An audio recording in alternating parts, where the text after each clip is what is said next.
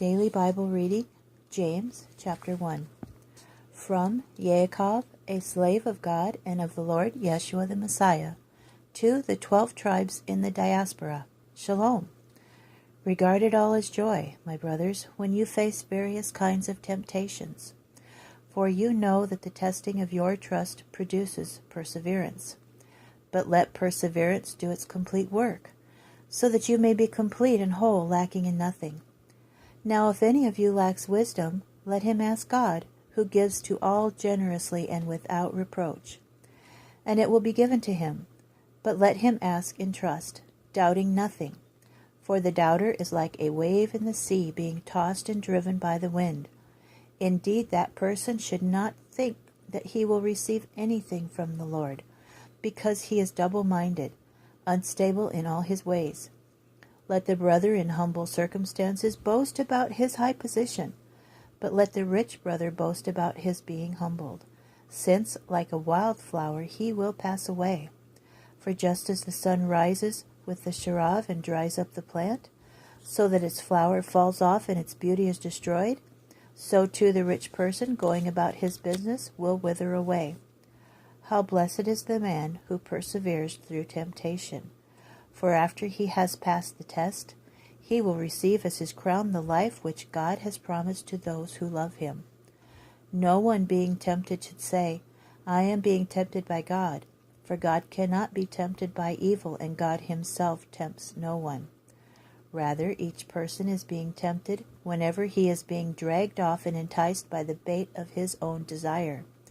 Then, having conceived, the desire gives birth to sin, and when sin is fully grown, it gives birth to death. Don't delude yourselves, my dear brothers. Every good act of giving and every perfect gift is from above, coming down from the Father who made the heavenly lights. With him there is neither variation nor darkness caused by turning. Having made his decision, he gave birth to us through a word that can be relied upon, in order that we should be a kind of first fruits of all that he created.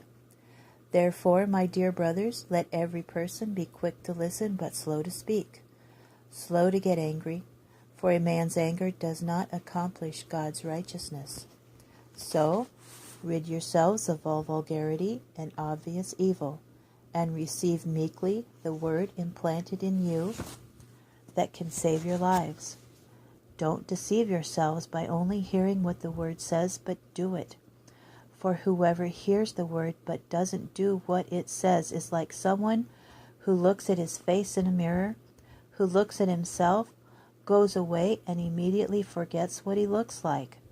But if a person looks closely into the perfect Torah, which gives freedom, and continues, becoming not a forgetful hearer but a doer of the work it requires, then he will be blessed in what he does. Anyone who thinks he is religiously observant but does not control his tongue is deceiving himself, and his observance counts for nothing. The religious observance that God the Father considers pure and faultless is this: to care for orphans and widows in their distress, and to keep oneself from being contaminated by the world.